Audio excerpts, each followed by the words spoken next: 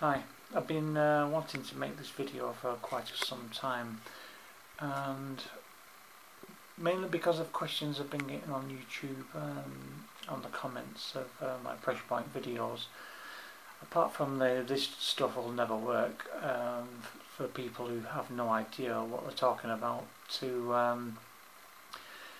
I'm on my own, how can I train? Well, you can't train on pressure points on your own, because it's an interactive two-person job at least, so you can't do that. But the main question is how much time should I be putting into doing pressure points or Kyusho points?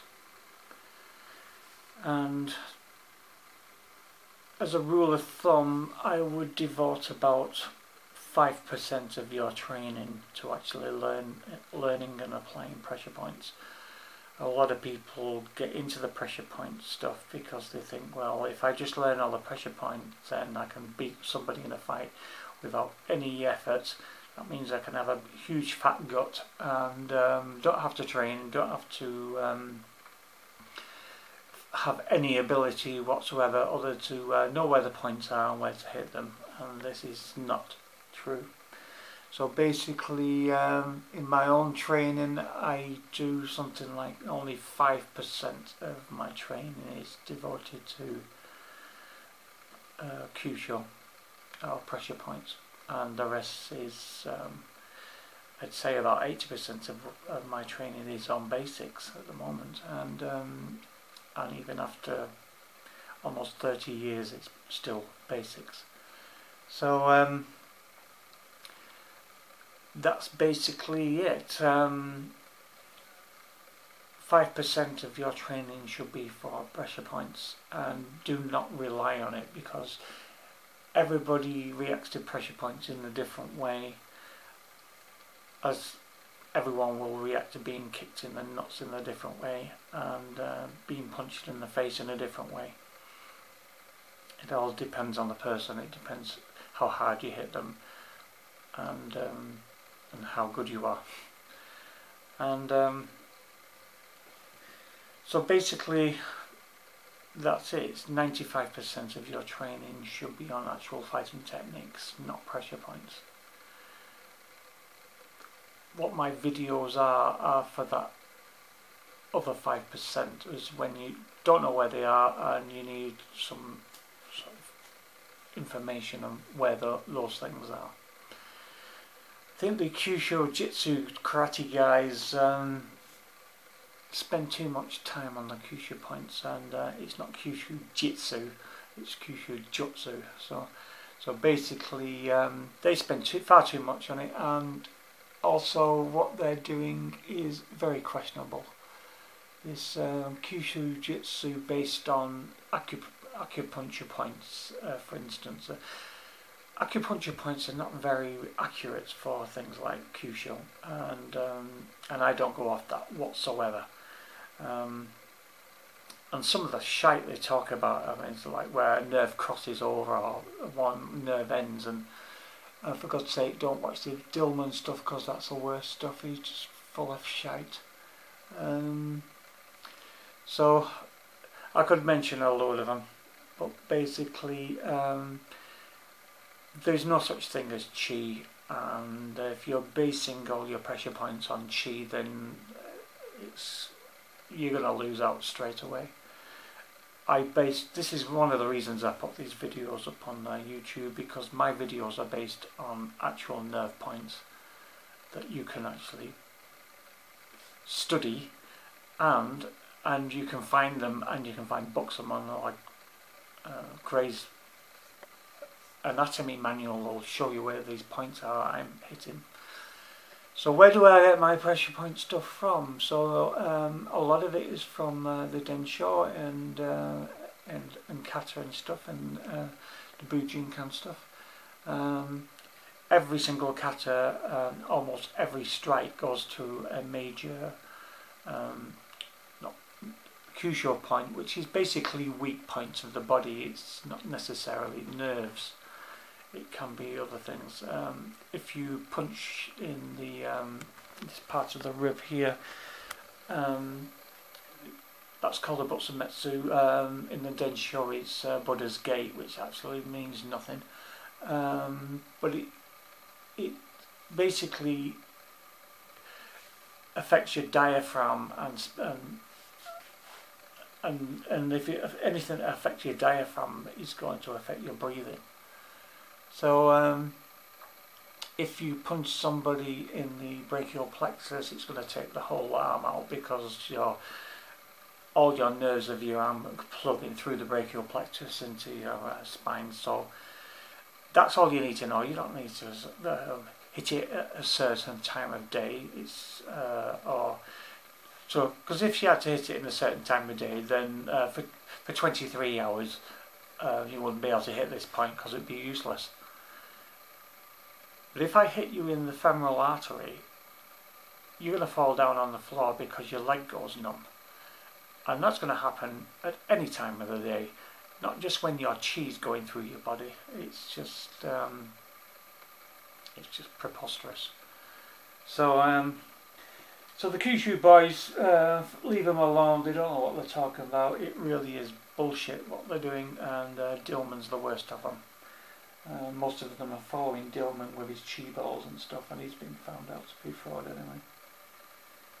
As for the karate, there's not much in karate anyway. And if I was going to do karate, then I'd do Okinawan karate. I wouldn't be doing American karate. You'd be better off doing a Maridote. The American stuff is just originally came from guys who were in the Second World War, then stayed in Okinawa and learned a bit of karate, and then came back and then taught their stuff. And then some of the worst karate guys in Okinawa couldn't make any money in Okinawa, so they moved over to America and made a load of money there. But the stuff they were teaching was, most of the kata didn't have the bunkai, it didn't have the meaning to it, and they didn't teach the meaning to it because most of them didn't know. So most of the Kyusho Jitsu guys are just making this stuff up. And Dillman, I've watched Dillman's videos where he's talked for an hour and a half and he didn't show one technique, he just talked. And it was utter bullshit. And that's it really. So devote 95% of your training to actually learning how to punch, kick, do locks, holds, throws, chokes and all that sort of stuff. And then devote about 5% of your training to actually finding out where the pressure points are and actually learning how to use them, because in real fights, if you're not completely well up on where these points are, you won't use them because you won't know where they are, and the stress of the fighting and everything. Most people have stress, I don't, but most people are going to have stress when they're fighting because they don't train enough anyway. A lot of people are doing sports and UFC and MMA and stuff like that, but things like pressure points are not even part of it, so they're not going to even think about that when it comes to real fighting. Okay, they can poke you in the eye and they can kick you in the balls, but how many of them are going to think about that in a fight? When all their training is devoted to just getting a tap out. I don't fight for a tap out, I fight for a knockout, or I fight to disable somebody or absolutely hurt them. I've never left, in a street fight, I've never left anyone conscious. I've always left them unconscious, and most of them have been hospitalised. I don't get into fights often, and I'm going to have no mercy if you attack me. I will hospitalise you, and I will knock you out. At least I'll choke you out, I'll knock you out, I'll pound you out. I've put people's heads and shoulders through plasterboard walls. I've given them multiple injuries like broken ribs, broken fingers, and knocked them out. I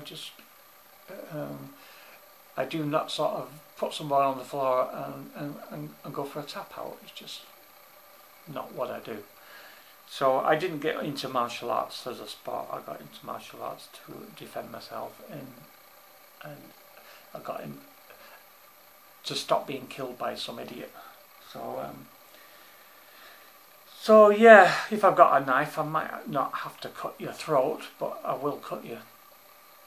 And but even if it's just to stop you, if it means slicing you across here so all the blood comes down and then you can't see me, you know. But I won't necessarily give you a liver shot and kill you. But, so what this video is about is really about pressure points and how much training do you do. Thing is, when you do any training with pressure points, it's no use having a rubber dummy with like a bob or something and hitting the pressure points on that, because you need feedback. And I've had a lot of feedback over the years, a lot of feedback, because of thousands of hours of hitting these points. I know exactly where to hit. I can just pick certain things out and just hit them. And it's not just hits, you can squeeze them, you can grab them, you can, you know. So, and if you don't train and just spend more time actually training at it, then you're not going to find this stuff out. So what are my videos for? My videos are basically reference materials for people who are actually training and do it. But like I said, don't spend too much time on it. It's not the most important thing in martial arts, and maybe the most important thing is learning how to get fit and healthy and enjoy life, not necessarily how to kill people or break the bones. Yeah. Okay, thank you.